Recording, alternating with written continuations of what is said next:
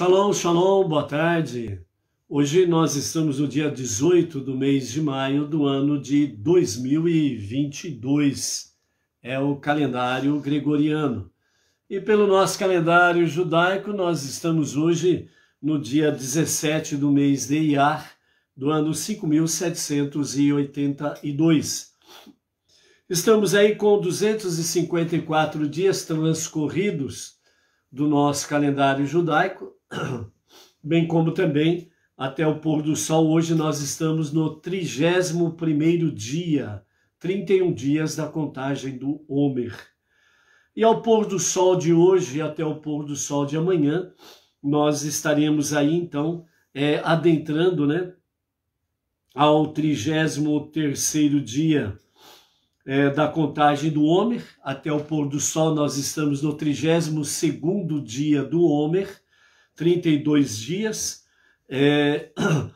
e a partir do pôr do sol de hoje até o pôr do sol de amanhã, nós estaremos no 33º dia, conhecido como Lag Baomer, que é o 33º dia da contagem do Homer.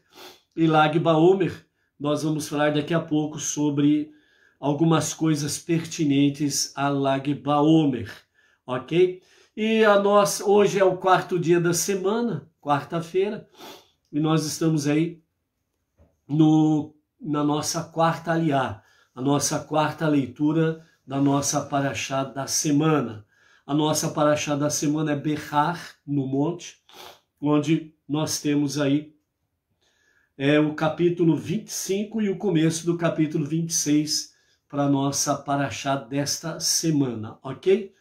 Então, vamos em frente aí, para que nós possamos estar dentro dessas questões. A nossa quarta aliá, vamos ver Lag Baomer, também veremos aí o ensinamento da contagem do Homer de hoje, e depois a palavra final do nosso Rebbe Menachem Mendel, que vai nos falar sobre somos sócios de Deus na nossa entoada do nosso dia a dia, ok?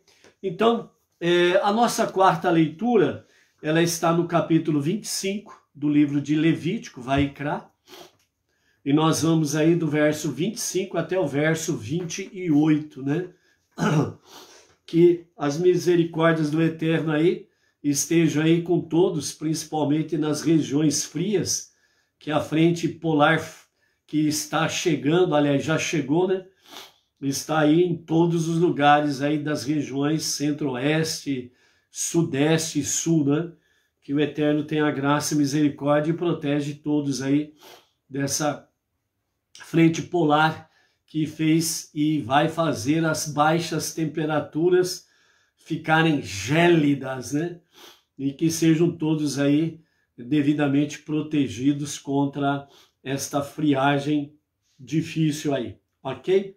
Então a quarta aliá está capítulo 25, verso 25 a 28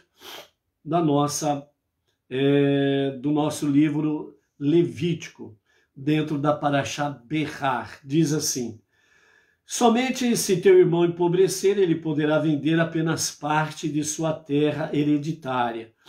Se isso acontecer, um parente próximo deverá ajudá-lo e comprar a terra de volta, redimindo assim a venda indesejada feita por seu parente. Se um homem não tiver um parente próximo que possa ajudá-lo, mas ele mais tarde tornar-se rico o suficiente para redimir a terra, ele então calculará o número de anos pelos quais a terra foi vendida, causando sua desvalorização, e restituirá a diferença ao homem que lhe vendeu. Ele então poderá retornar à sua terra hereditária. Se ele não tem meios suficientes para reaver a terra, então aquilo que ele vendeu permanecerá com o comprador até a aproximação do Yovel, o ano do jubileu. Antes que o ano do jubileu comece, a terra hereditária deixará de pertencer ao comprador e retornará ao seu proprietário de direito. ok? Então, nessa aliá de hoje aqui, nós temos a palavra do Eterno, né, que fala a Moshe, e Moshe fala a Arão, aos filhos de Arão e ao povo. Né? Deus fala com Moshe, Moshe fala com Arão, fala com os filhos de Arão, fala com os anciãos e depois com o povo. Né? Dessa forma, então, Moisés ele vai aprendendo de Hashem e ensinando todo o povo judeu. Então, nesse ensinamento aqui, o mestre, o Eterno, né, está dizendo ao nosso mestre Moshe sobre a questão do judeu que empobrece e vende sua terra.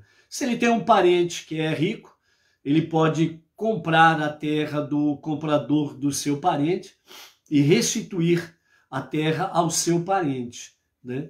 Então vejam bem que a questão é restituir a porção da terra ao legítimo dono, que é chamado de o legítimo dono originário, que é o quê? As 12 tribos nas quais foram divididas a terra de Israel. Então, cada tribo tem a sua porção em Eretz Israel, certo? E dentro de cada tribo, as famílias foram divididas dentro das porções da terra, e aí dentro desse aspecto, o que fica por aí? É o dono, entre aspas, originário, hereditário, tem que voltar a ele, a sua descendência. Né? Obviamente, depois do ano 69 da nossa Era Comum, quando o Império Romano destruiu Jerusalém, o templo, e matou milhões de pessoas, e aí depois levou as riquezas para Roma, onde permanece até hoje, no famoso subsolo do Vaticano, né? As riquezas de Israel estão ali, do templo, etc. e tal. Dessa forma aí, quando Mashiach ele se revelar e começar a reinar, as coisas voltarão ao seu lugar. Né? A construção do templo será realmente uma realidade, o terceiro templo e definitivo. As riquezas, né, que foram roubadas de Jerusalém, de Israel, retornarão ao seu legítimo dono. As 12 tribos, elas serão totalmente identificadas e reocuparão as suas porções da terra. Né? E Mashiach, a partir de Jerusalém, estará reinando não somente sobre Israel, mas estará reinando sobre o mundo todo. E por isso fala o profeta Isaías, né, que de Jerusalém, o Beit HaMikdash, o templo, sairá dali, Mashiach, sairá dali a palavra, que é a Torá, os 5 primeiros livros, e sairá para todas as nações. Então, a palavra da Torá, ela preencherá toda a terra, assim como as águas preenchem os fundos, os abismos, as profundezas do mar, que significa que, assim como não há nenhum espaço vazio de água no fundo dos mares, assim também a terra ela estará completamente cheia da palavra da Torá em todas as nações, para todos os povos. Né? Então, realmente, o mundo estará retornando a servir e adorar o único Deus. Não terá religiões, não terá, né, entre aspas, né, como muitos segmentos religiosos falam por aí, né, não terá separação de A, B ou C de religiões, porque não haverá. Haverá somente o único Deus, né, o único pastor, né, que o Salmo 23 fala, né, Hashem Roi, né, o Eterno é o pastor, e assim então todas as nações estarão realmente se alimentando da única e verdadeira palavra, né, que é a Torá, os 5 primeiros livros da Bíblia, ok? Então não haverá espaço para idolatria e para nenhum tipo de maldade, ok? Então, dentro desse aspecto, nós teremos aí então o Yovel, né? Teremos aí o 7º milênio com Mashiach, que é a Shemitah, o descanso da terra, que significa o descanso das coisas ruins, más, e por aí afora vai, e realmente os 4 reinos serão devidamente restabelecidos, né? E Mashiach, ele estará então reinando com verdadeiro shalom, tanto para com Israel e o povo judeu, para com as nações e os povos não judeus. E aí é uma preparação para Yovel, né? O ano do jubileu, que é o 8º milênio, que representa exatamente a vida eterna, né? Que é o Olam Rabá, o mundo vindouro. Então, de forma simples, é esse trajeto que temos pela frente aí, e são essas mensagens implícitas dentro da nossa Parashá semanal. Ok, Baruch Hashem, vamos lá então para o nosso Shalom da tarde, né? A Tarde com a Torá envia o seu Shalom para o emissário Alessandre Shir, lá do Rio de Janeiro, né? Onde ali está trazendo, né, aulas de Kabbalah e também trazendo aí os estudos ali com o pessoal lá do Benei Noah. Entre eles está lá a Regina, a avó Regina do Rio de Janeiro, ok? Então, Baruch Hashem. Ao casal, né, Cida Santos e Ivanildo Silva, Guarulhos, Grande São Paulo. A Ismênia Silva, Dourados, Mato Grosso do Sul. Walter Bento, São Paulo, capital. Thaís Galzer, de São Carlos, interior de São Paulo. Estamos aí com a Genesi Tolentino dos Santos, né, que está aí ao vivo e a cores também, Baruch Hashem. Do grupo Brasileiros de Origem Judaica, nós temos aí o Gomes Melamed, o Roberto Guerra, a Silvia Kojuk, Zecker Kleiman e o Cláudio Cortez.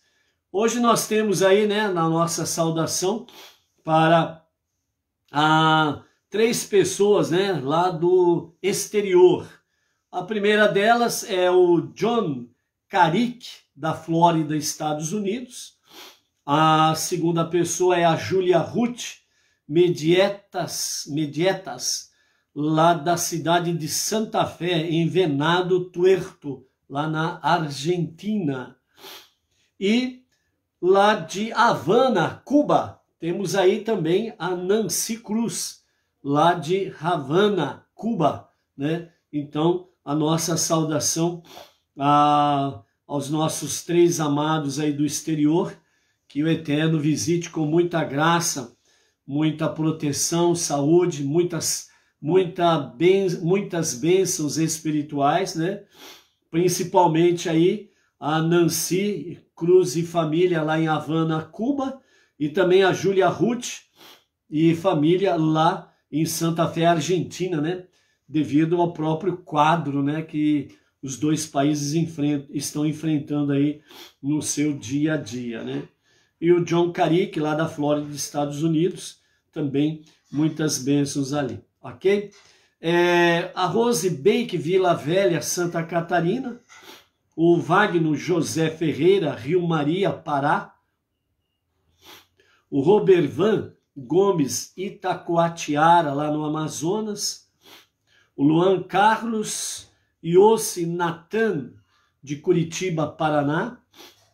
Ao Zair Leal, de Feira de Santana, lá na Bahia, a ela e a toda a família. Alguns amados aí do grupo Benei Noah Brasil, o Odair José Ferreira, a Rosane Santos e o Hamilton José de Bairros. E ao grupo aí do Guia Benei Noah Luz para as Nações, nós temos aí o Arlen Dias, o Augusto Mendes, Toinho Teles, Roberto Matias, o Roberto Duarte, o Alberto Ranor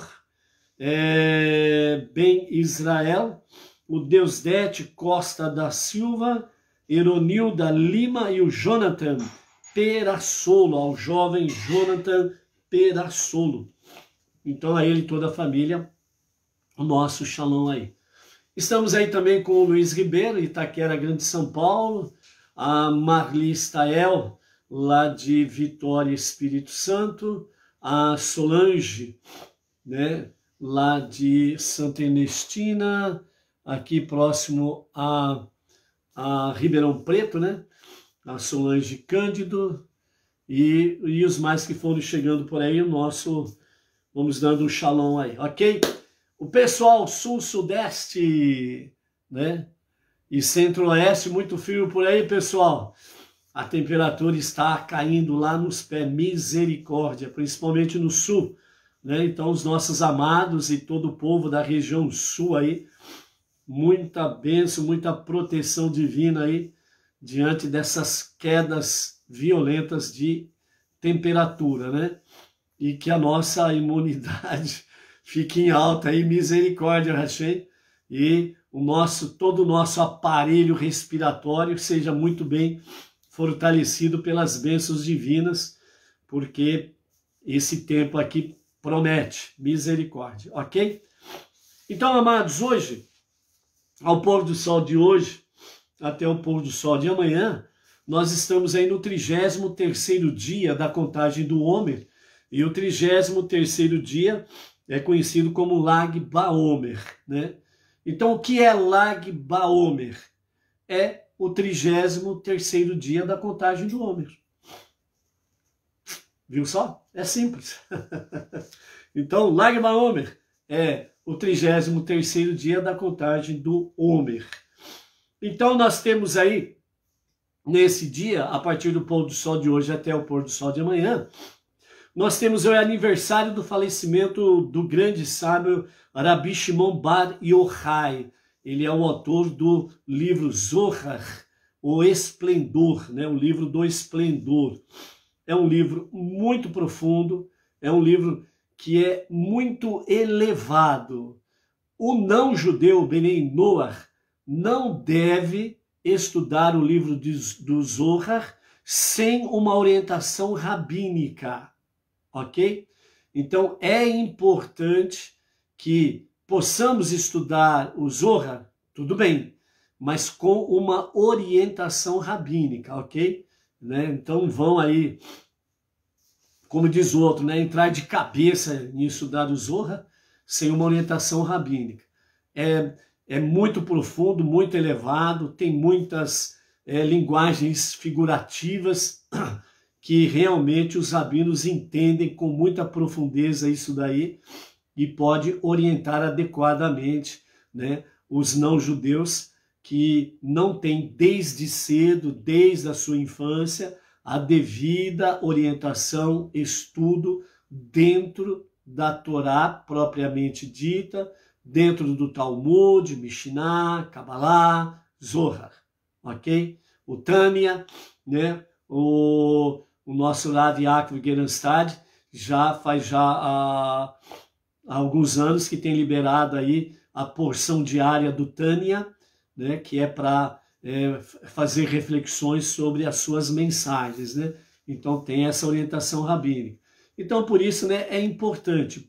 Por isso que o movimento Benei Noach, que está fundamentado dentro do monoteísmo com fundamento judaico e orientação rabínica. E aí nós vamos andando nos passos certos, no nosso compasso, sem dar um passo maior daquilo que as nossas pernas no momento alcançam. Então, passo a passo no seu compasso, nós vamos subindo degrau a degrau, sem sombra de dúvidas, né? Então, Luiz Ribeiro, muito gelado em São Paulo, capital. A Solange Cândido também falando aí, região de Ribeirão Preto, muito gelado, né? Aqui a nossa região também sudeste, né? Bem gelado aí, né? Imagine lá em Vitória, Espírito Santo também, muito gelado por lá, né? O Hamilton José, bairros, né, de Santa Catarina, por exemplo, também, né? Pessoal aí do sul, tá? Estão com bastante frio, sem sombra de dúvidas, ok?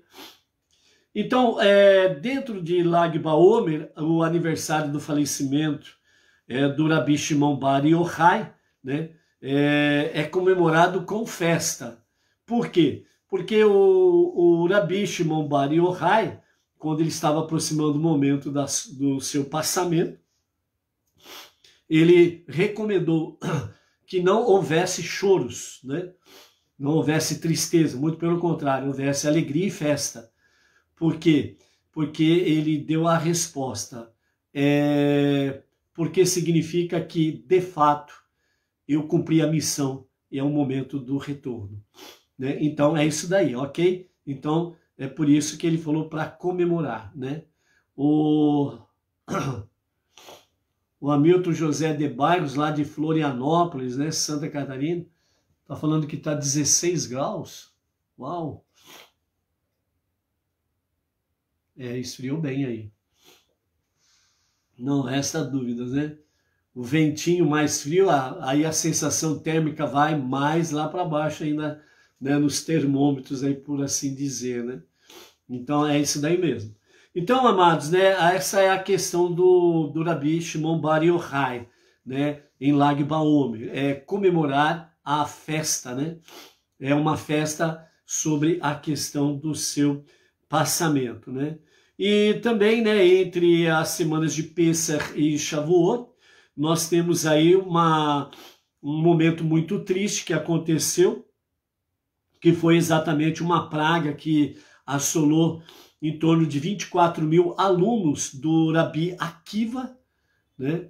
E essa praga acabou matando em torno de 24 mil alunos do Rabi Akiva, né? E em Lag Baomer, no 33º dia da contagem do homem, cessou essa praga, então por isso que é um motivo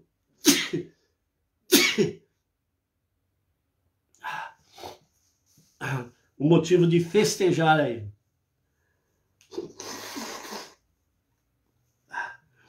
Desculpa aí, gente. Então, o motivo de festejar também é o cessar da praga que matou 24 mil alunos do Rabi Akiva. Então, o Lag Baomer, né, que é o 33º dia da contagem do homem, é um dia festivo dentro do calendário judaico e é comemorado com passeios, né, em que as crianças brincam com arco e flecha, tem fogueiras, desfiles, né? Então, é uma grande festividade dentro disso daí, né? Então, o significado de Lag Baomer, ele está aí dentro desse aspecto, que significa o 33º dia da contagem do Homer. Nesse dia, né, a partir do pôr do sol de hoje até o pôr do sol de amanhã, licença, gente.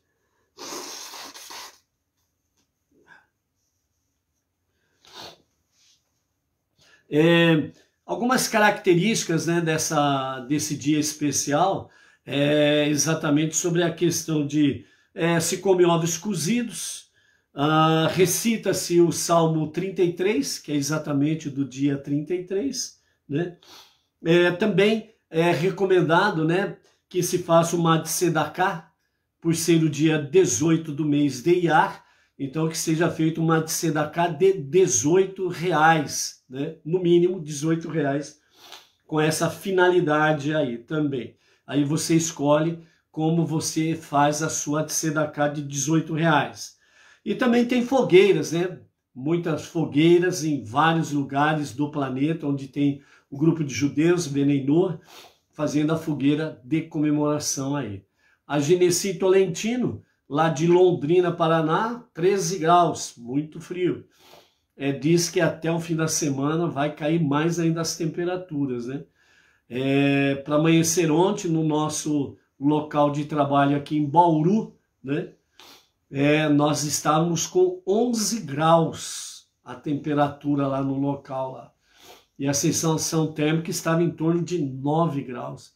Misericórdia, né? Não é à toa que a rinite está desse jeito aqui. Mas vamos em frente aí. Uma das coisas que nós queremos focar aqui sobre Lag Baomer, para não estendermos muito, amanhã vamos falar mais um pouco, nós temos aí um costume de levar as crianças, né, para um passeio a parques, espaços abertos, para brincar com arcos e flechas, né? Conta-se que durante a vida do Rabi Shimon Bar Yochai, nenhum arco-íris apareceu no céu. Lembrando que o símbolo do arco-íris, né, o grande arco lá nos céus, é o sinal da aliança que Deus fez com Noé após o dilúvio. Então vejam bem, qual é o significado quando aparece o arco-íris? Que ficou conhecido como arco-íris, né? Mas o grande arco que aparece no céu. Qual é a grande mensagem? Toda vez que aparece o arco, conhecido como arco-íris, toda vez que ele aparece, é um sinal de que a humanidade está realmente numa situação degradável espiritualmente. O sinal do arco-íris é um sinal que as coisas estão ruins para o povo. A sua situação espiritual é degradante. Então, o sinal do grande arco que aparece no céu é para que, como está escrito em Bereshit, em Gênesis, toda vez, diz o Eterno, que eu ver o meu arco, eu me lembrarei da minha aliança com Noé, de não destruir o mundo. Então, a visão do arco não é um bom sinal.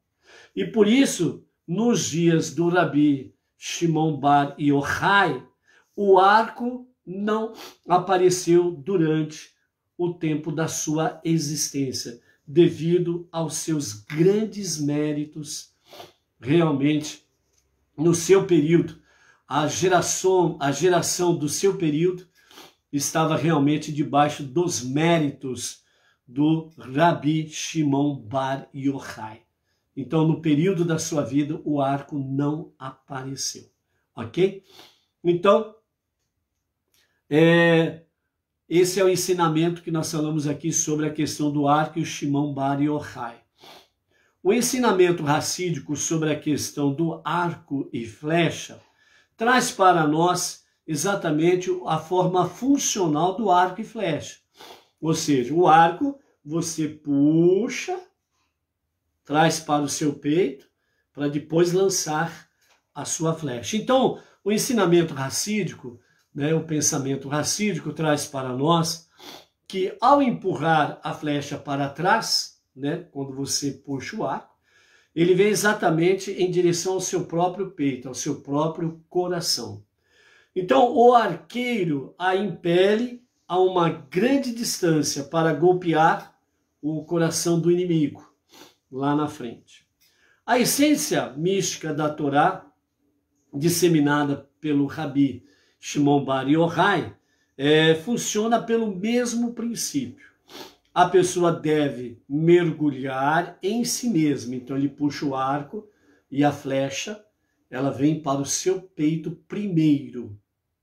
Então a pessoa deve mergulhar em si mesma, uma autorreflexão, uma autoanálise.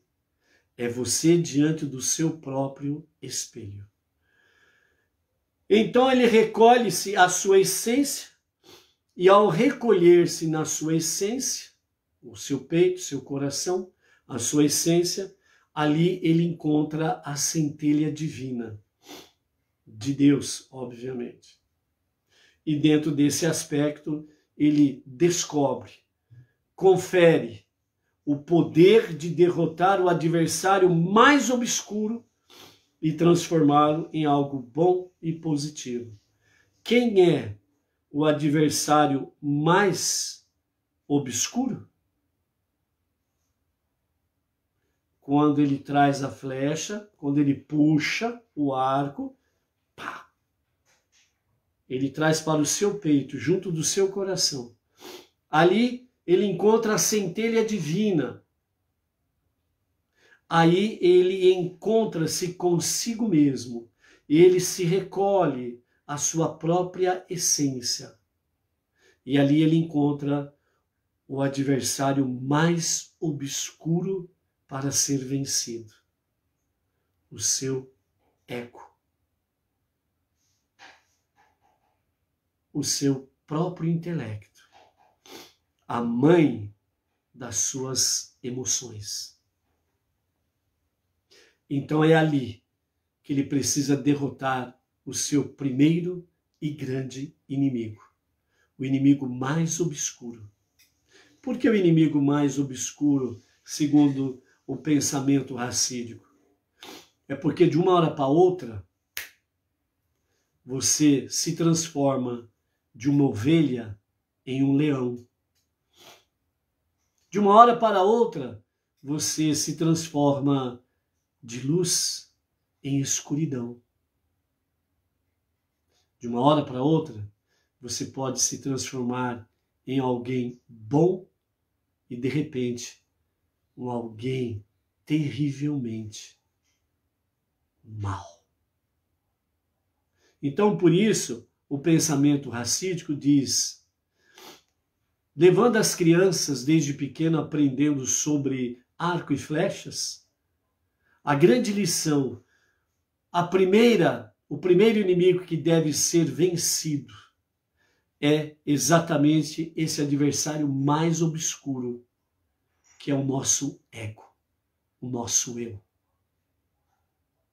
Para ser transformado pela centelha divina que há em cada um de nós, para sermos e permanecermos em luz. Então, esse é um dos grandes, ensinamentos dentro da questão arco e flecha, ok? Sobre a questão de fogueiras aí, segundo os nossos mestres, falam que as crianças se dirigiam, para o bosque, as florestas, e ali então incendiam fogueiras, etc e tal, como se fosse brincar. Arco e flecha também estava na brincadeira. Ali, fazia um tipo de piquenique, por assim dizer, mas na realidade, depois que os vigilantes inimigos, falavam, bom, as crianças só estão brincando. Então o que acontecia? Aí então eles iam onde estava o Rabi Shimon Bar Yochai, e ali eles aprendiam as ricas lições com o Rabi. Então, tudo isso tem esses significados aí, por isso que nesse dia, hoje à noite, no mundo judaico, em Israel, e onde tem judeus no mundo inteiro, há grandes fogueiras para celebrar este dia festivo aqui, Ok?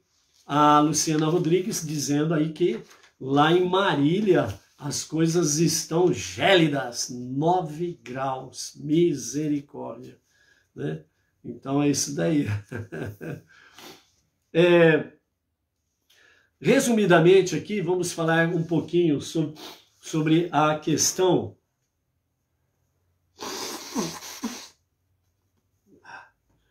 desculpa aí, gente, vamos em frente, A Inês Martins, Pirajuí, chegando por aí, Baruch Hashem. Então, rapidamente sobre uma questão do Rabi Akiva. O Rabi Akiva, ele realmente viveu na Terra Santa em uma das épocas mais difíceis da história judaica, e a geração seguinte, a destruição do templo sagrado, Então, ele estava fazendo parte dessa geração após a destruição do templo sagrado, no ano 69 da nossa Era Comum. E a impiedosa perseguição dos judeus, que foi impetrada pelos romanos, Então os romanos, eles proibiram o estudo da Torá e a prática do judaísmo sob pena de morte. Então, nesses dias, na Terra Santa, era terminantemente proibido falar de Torá e ensinar Torá. E quem o fizesse, a pena era a capital, era condenado à morte. O Rabi Akiva, que estudava com os maiores sábios da geração anterior, então ele desafiou a ordem romana. Ou seja, a ordem absurda não se cumpre, Ordem inconstitucional não se cumpre. E essa ordem, ela era inconstitucionalmente, porque a Torá, o livro sagrado, diz exatamente o contrário, que precisa se ensinar realmente a boa conduta ética, moral, espiritual, ela deve ser ensinada.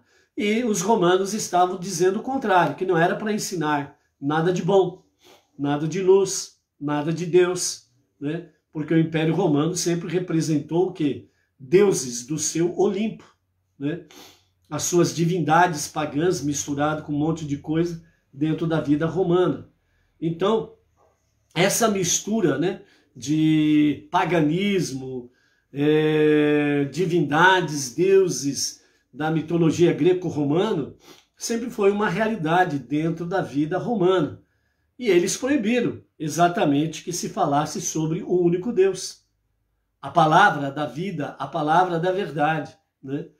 E a pena era exatamente a morte. E o Rabi Akiva simplesmente não obedeceu essa ordem inconstitucional, essa ordem absurda, e ele continuou, sem sombra de dúvidas, ensinando a palavra da vida, a palavra da verdade, né? E dessa forma garantindo que a verdadeira sobrevivência ela vem pela Torá, os 5 primeiros livros da Bíblia. Então, de fato, todo o corpo da lei da Torá, mais tarde registrado como Mishnah e no Talmud, pode ser seguido até os ensinamentos do Rabi Akiva e dos seus discípulos, né? Até a idade de 40 anos, o Rabi Akiva ele era uma pessoa iletrada. Ele simplesmente era um pastor de ovelhas, analfabeto, né? E ele estava ali cuidando de um determinado rebanho, e a filha do patrão, chamada Rachel, ela se encantou por ele, né? Tem explicação? Tem. A alma gêmea. Simplesmente isso. Como que a filha de um empresário, a filha de um grande pecuarista, riquíssimo, vai se apaixonar por um pastor de ovelhas analfabeto? Como pode um negócio desse? É a alma gêmea. E o Rabi Akiva, até os 40 anos, ele era assim, um pastor de ovelhas analfabeto. Mas ela, Rachel, a bela Rachel, a sábia, inteligentíssima Rachel, a filha do grande empresário e pecuarista, ela se encantou com ele. Mas aí ela fez uma proposta para Akiva, né? Ela falou, ó, eu caso com você, se você, em vez dele pedi-la em casamento, ela que pediu ele em casamento. Vejam só como que são as coisas, né? Então ela falou para ele, ó, eu caso com você se você prometer que vai estudar a Torá. Você vai deixar de ser analfabeto e você vai estudar a Torá. Ele falou, caramba, e agora? Eu, um João Ninguém, como diz o outro, analfabeto, iletrado, né? Que jeito que eu vou casar com uma moça dessa, inteligente, linda, rica, etc. Mas aí um determinado dia, durante o seu pastoreio, ele percebeu, né, que havia ali, no lugar onde levou as ovelhas para tomar água, né? Ele percebeu ali uma coisa que o intrigou. Ele viu aqui no determinado canto, estava ali o gotejar, né, de água, e ele olhou, abaixo tinha uma pedra muito dura, que a gente chama aqui de pedregulho, né? Aquelas pedras bem dura mesmo. E ele viu que ela tinha uma cavidade. Ela estava com uma parte aprofundada. E aí ele observou que exatamente onde as gotas iam caindo constantemente. Então ele falou assim, a água, de tanto bater nessa pedra dura, ela conseguiu fazer uma pequena cova, ela conseguiu desgastar essa pedra e provocou nela uma ruptura. Se esta água mole, batendo nessa pedra dura, conseguiu fazer isto, então a Torá, que um dos símbolos da Torá é água, ela poderá fazer a mesma coisa comigo, essa pedra dura, e poderá realmente moldar o meu ser. Aí ele refletiu sobre isso, aí ele deu a resposta para a pretendente, né, que o convidou para o casamento, que pediu ele em casamento. Então ele foi dar a resposta para ela, ó, prometo que vou estudar a Torá. E aí eles casaram. Obviamente, o pai a deserdou, saiu de casa junto com o seu pastor analfabeto, com uma mão na frente e outra atrás, sem direito a absolutamente nada, e passaram os primeiros anos das suas vidas, né, como casados, momentos muito difíceis, pobreza, né, abstinência de muitas coisas, passando necessidades de tudo.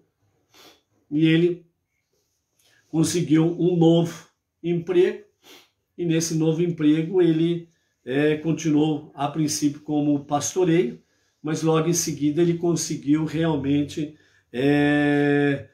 entrar em uma yeshivá, uma escola de estudos de Torá, e ali ele então fez o estudo, e ele permaneceu, sem sombra de dúvidas, um grande estudante, tornou-se um grande líder, um grande conhecedor da Torá, e realmente a água mole em pedra dura tanto bate até que a quebranta. E assim foi com Rabi Akiva. Tornou-se um grande sábio do povo judeu, e os seus ensinamentos são realidades para todas as gerações posteriores. Inclusive o Rabi Shimon Bar Yochai foi um dos seus discípulos, né? Foi um dos seus alunos. Então vejam bem o grau do Rabi Akiva, né? Então por isso, dentro dessa questão, nós temos aí como que fala, né? Uma biografia do Rabi Akiva, bem simples, bem objetiva, para assim poder compartilhar com os amados aí. Amanhã a gente fala mais um pouquinho sobre o Rabi Akiva também, ok? Nesse Lag BaOmer, o 33º dia da contagem do Omer, o Rabi Shimon Bar Yochai, né, há uma canção que foi feita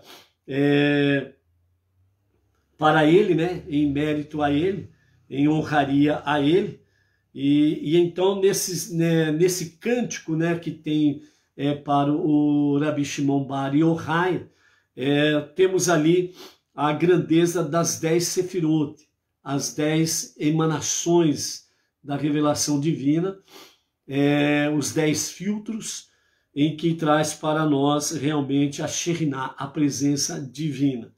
E também dentro desse aspecto, nós temos aí dentro do Sefirat HaOmer a questão das 7 sefirot, que estão conectadas diretamente com as nossas emoções, o refinamento das nossas emoções e o refinamento da nossa própria alma também, né?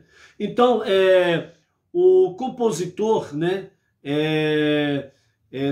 dessa canção para o Rabi Shimon Bar Yochai, né, o nome é Shimon Lavia, né? Então ele fala, essa música aí, essa canção é muito cantada nesses dias, né? A partir do pôr do sol de hoje até o pôr do sol de amanhã, em Lag BaOmer, em memória ao Shimon Bar Yochai. Então ela diz assim, Bar Yochai, hoje é afortunado, ungido com óleo sagrado de sabedoria, acima de seus companheiros. Bar Yochai, você foi ungido com óleo santificado que desce do transcendente, fonte de misericórdia, como o sumo sacerdote. Você portava uma coroa sagrada que o destacava de outros homens, uma aura de esplendor vinculada eternamente sobre sua cabeça. Bar Yochai, você encontrou... Caiu um lenço lá na cozinha. Bar Yochai, você encontrou uma habitação decente no dia em que fugiu escapando dos romanos. Por 13 anos, você permaneceu na areia da Gruta Rochosa. Lá você mereceu a sua coroa de glória e esplendor, né? Só abrindo um parênteses aqui sobre a questão dele ter fugido dos romanos, lembrando da questão do Rabi Akiva. certo? Os romanos proibiram de ensinar a Torá, proibiram de falar do único Deus. E o Rabi Akiva e vários outros foram cruelmente mortos pelos romanos naqueles dias, por causa disto. O Rabi Shimon bar Yochai, vendo todas essas coisas, então ele tomou uma decisão sábia, dizendo: nós não podemos permitir que o judaísmo seja morto. E por isso ele fugiu e se refugiou em uma caverna durante 13 anos. E nessa caverna, durante os 13 anos, ele, junto com seu filho, ele então teve a revelação do Zohar, né? O livro do esplendor e demais ensinamentos que permeia a vida judaica e para as nações até os dias atuais. Por isso que fala também que você permaneceu na areia da gruta rochosa. Aqui há uma Mishnah que fala que o Rabi Shimon bar Yochai, o seu filho, durante esse período que eles ficaram na gruta, na caverna, ficou permeado, né, de areia. Significa que eles cavaram um buraco e com a areia da própria gruta eles cobriram-se com aquela areia, porque eles tinham só uma peça de roupa. Só tinha uma peça de roupa. Essa peça de roupa eles usavam exatamente quando eles saíam da caverna para poder ensinar as pessoas que os procuravam, né? Principalmente as crianças e os seus professores, para ensinar realmente os ensinamentos básicos da vida judaica e da Torá. E depois retornavam para o seu esconderijo, onde permaneceram 13 anos. Então, eles tiravam a roupa e cobriam-se nesse buraco, cobriam-se com areia, né? Para poderem ali permanecerem cobertos com areia, o corpo coberto, completamente coberto, e nesse sentido eles permaneciam fazendo seus estudos e etc. e tal, né? Então há uma Mishnah, resumidamente, que fala sobre isso. Continuando, Bar Yochai, seus alunos são como fortes e belas vigas de madeira de acácia usadas para sustentar o tabernáculo. Quando aprendem a Torá de Deus, tornam-se inflamados com a luz maravilhosa de seus segredos. Eis que esses segredos lhe foram revelados pelos seus professores, o Rabi Moshe e Eliarro, né? Que é os grandes mestres. Bar Yochai, ainda em vida você alcançou o campo das maçãs, que representam o jardim do Éden, para recolher remédios para as almas do seu povo. Segredos da Torá, cujas fragrâncias são mais doces do que as flores que florescem. Se fosse apenas para você, toda a criação do homem já teria valido a pena.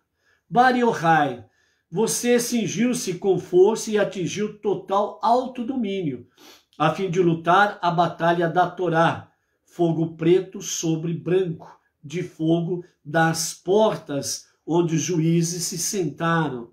Você desembainhou sua espada e brandiu-a contra os inimigos de seu povo.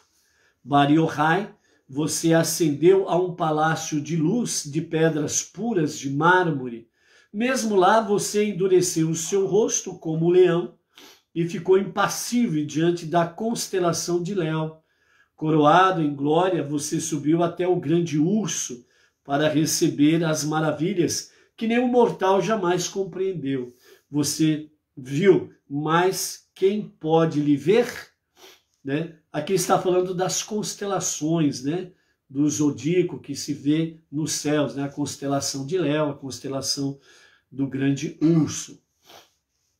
Bar Yochai, quando você chegou ao Santo dos Santos, o tabernáculo celestial, você compreendeu o segredo da linha verde, o fio de luz medida através da qual Deus criou o mundo e através da qual ele renova continuamente as obras da criação diariamente.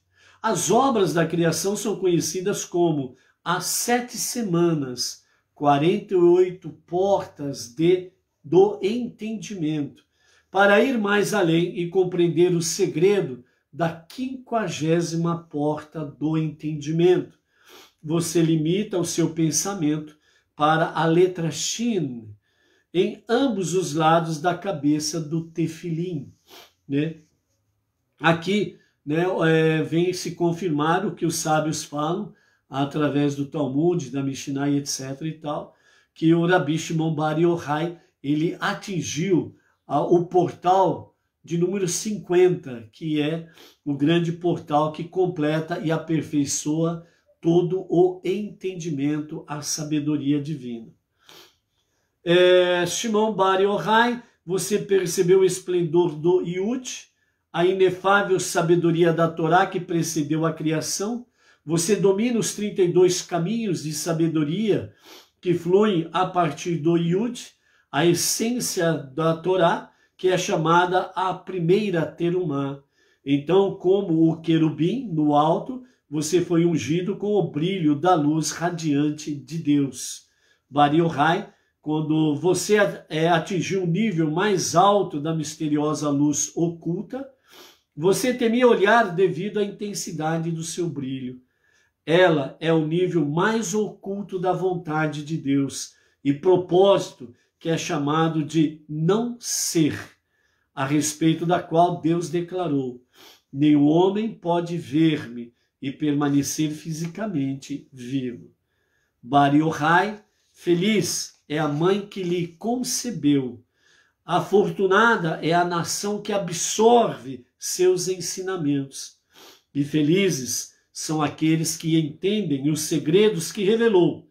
Eles vestem o escudo de suas perfeições e luzes. Assim é o cântico para o Rabi Shimon Bar Yochai. Tem muita coisa profunda nisso, tem muita elevação, tem muitos segredos dentro dessa própria canção. À medida que o Eterno vai nos concedendo os tempos hábeis, né, e com a devida orientação rabínica, pela misericórdia de Hashem, vamos aprendendo aí aos poucos sobre toda esta realidade aí, ok? Vamos para a contagem do Homer, né? Até o pôr do sol estamos no 32º dia, ou seja, 4 semanas e 4 dias do Homer. Estamos na 5ª semana da contagem do Homer e nós estamos no 4º dia da 5ª semana. Então hoje nós estamos em Netzach Shebechod, que significa persistência na humildade. Examine a força e a persistência da sua humildade. Minha humildade suporta desafios? Sou firme nas minhas posições ou vacilo em nome da humildade? Humildade e modéstia não deveriam causar um sentimento de fraqueza e insegurança. Ou seja, humildade e modéstia que você tem, não confunda com insegurança e fraqueza. E nem deixe que outros venham confundir. Seja firme no seu falar, firme no seu propósito, firme nas suas palavras, firmeza na convicção da sua fé. Não deixe ninguém pensar que a sua humildade e modéstia, né, venham confundir como algo de fraqueza e insegurança, ok? Netzar de Hod, ou seja, persistência na humildade, sublinha o fato de que a verdadeira, preste atenção nisso daqui, ó, é algo que nós estamos falando já há vários meses aqui em A Tarde com a Torá. Aqueles que têm acompanhado, né, nesses praticamente quase 3 anos, vai lembrar disso daqui, que nós falamos constantemente aqui. Preste atenção. Netzar de Hod, persistência na humildade, sublinha o fato de que a verdadeira humildade não faz de você um capacho dos outros. Não faz de você um capacho dos outros. Pelo contrário, a humildade lhe proporciona uma força duradoura. Por isso que você não pode deixar com que as pessoas confundam a sua persistência na humildade com fraqueza e insegurança. Você não é capacho de ninguém. E você não pode permitir que ninguém venha querer, entre aspas, limpar o seu pé sujo em você. Por isso, seja firme na sua convicção de fé e na sua palavra. Com humildade, com persistência na humildade. Mas fulano, beltrano, ciclano, seja quem for, opa, aqui o meu ouvido não é pinico.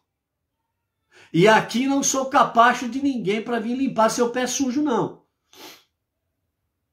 Eu sirvo um Deus vivo e real. A sua palavra é real. E, portanto, aqui estou para trazer a você a palavra da vida, a palavra do grande rei, a palavra da eternidade. Quer ouvir? Vamos lá. Não quer ouvir? A porta é a serventia da casa. Entendeu? Minha humildade é vista pelos outros como fraqueza? Você não pode, de forma alguma, deixar isso ser algo que as pessoas tiram as suas conclusões. Ah, ele é um fraco, ele é um não sei o quê. Você está falando de mim que sou fraco? Você está redondamente enganado. Entre outras coisas, por exemplo, eu sou vencedor contra o sistema. Eu não adoro deuses, eu adoro o único Deus, vivo e real. Eu não sou levado por palavras, balelas, lendas, por mentiras, mas eu ando segundo a verdade, pelo caminho da verdade, que faz com que eu toque o infinito. Você não toca o infinito, eu toco o infinito, porque o meu Deus, ele é Ein Sof, o infinito. E o seu Deus o que é? Isso faz com que as pessoas tirem vantagem de mim? É a mesma coisa do capacho. Você não pode deixar que as pessoas façam de você um capacho, nem venha fazer de você um João Bobão, tirar vantagem de você. Está enganado, rapaz. Eu sou filho, eu sou filha do grande rei, do único Deus, único Criador, único Salvador.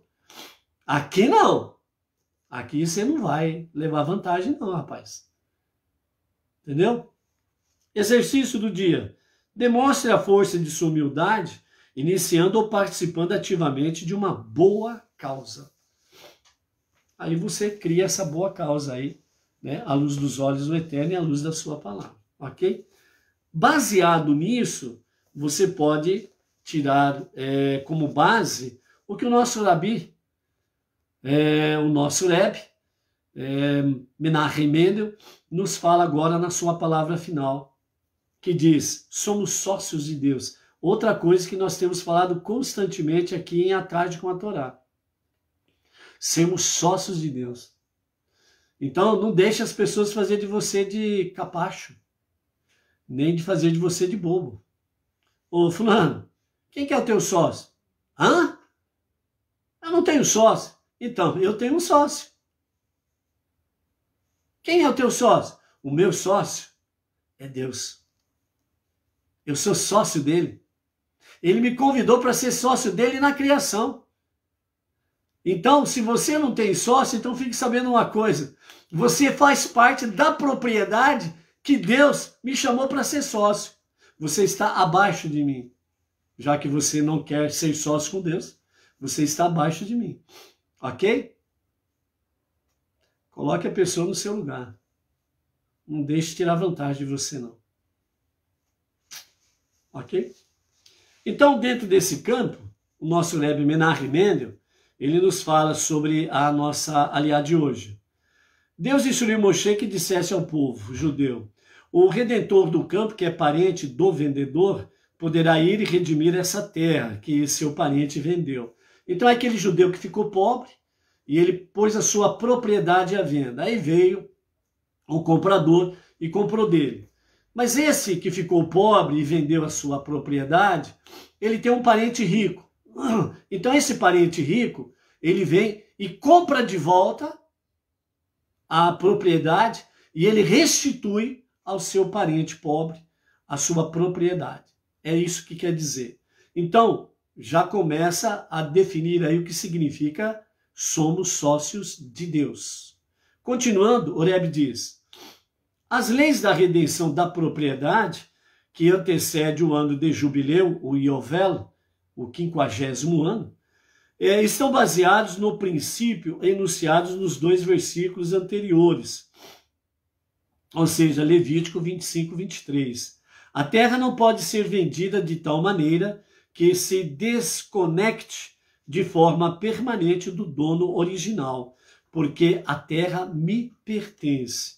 Então, a proibição de efetuar uma venda permanente nos recorda que, em última instância, a terra pertence a Deus. Nunca devemos nos considerar seus verdadeiros donos. Até aqui, o nosso Rebbe Menahem Mendel, o justo da nossa geração, ele está dizendo que ninguém pode se sentir como dono absoluto da terra e de qualquer coisa. Tudo pertence a Deus. Por isso, quando nós falamos Deus é tudo, tudo é Deus, nós não podemos esquecer esse detalhe. Deus é tudo é Deus. Mas só que esse copo d'água aqui é meu. Ué, mas você diz que tudo é Deus e tudo Deus é tudo e tudo é Deus? Então isso daqui pertence a Deus, não pertence a mim.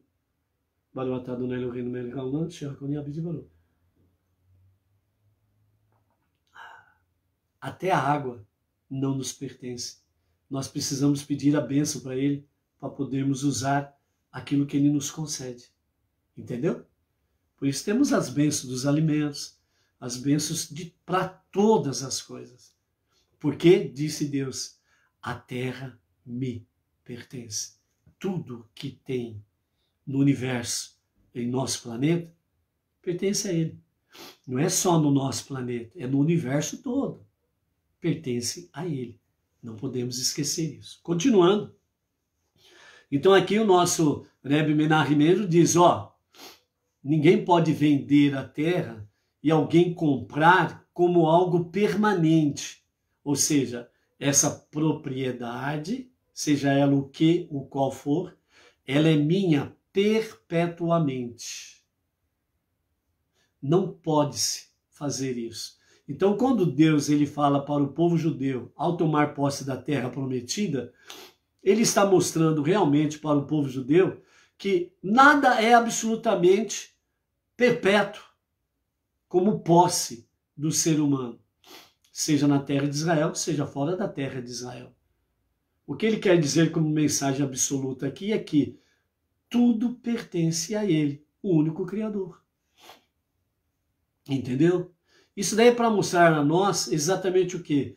O quão humilde nós precisamos ser com referência com aquilo que temos, com aquilo que possuímos. Sempre agradecendo a Deus por Ele ter nos dado o privilégio de administrarmos temporariamente isso ou aquilo. Mas o objetivo principal que Ele colocou realmente para termos isso ou aquilo provisoriamente, essencialmente é para servir a sua causa. A causa de Deus, que é o quê? Transformar o mundo para ser a moradia de Deus. Ok? Continuando. O mesmo se aplica a qualquer riqueza ou propriedade que possamos adquirir no decorrer das nossas vidas. De Deus é a terra e tudo o que nela está contido. É o que diz o Salmo número 24 e o verso 1. Com licença, gente.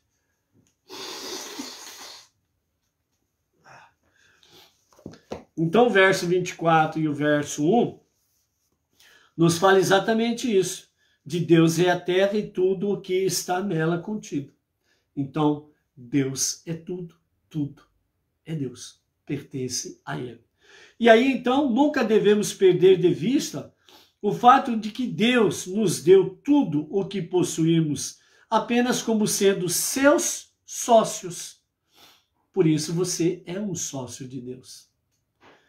Para que o refinemos e o elevemos e o transformemos em sua verdadeira moradia, este mundo. Então, tudo o que nós temos, seja pouco ou muito, é para o serviço de Deus, para juntos podermos transformar este mundo para ser a moradia de Deus, a casa de Deus. Esta é a principal finalidade em que Deus nos chama para sermos os sócios dele.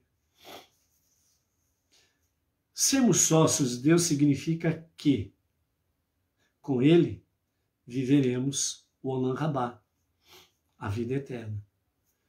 Quer sociedade melhor do que essa? Portanto, seja forte, seja luz, seja sócio de Deus. Amanhã vamos continuar a história. Por isso, shalom, shalom, até amanhã e que Deus proteja todos das baixas temperaturas. Até amanhã.